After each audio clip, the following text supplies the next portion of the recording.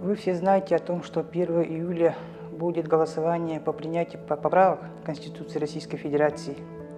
И будет один вопрос. Вы одобряете изменения в Конституции Российской Федерации? И я, как глава семейства, как гражданин Российской Федерации, как руководитель образовательного учреждения, говорю «да».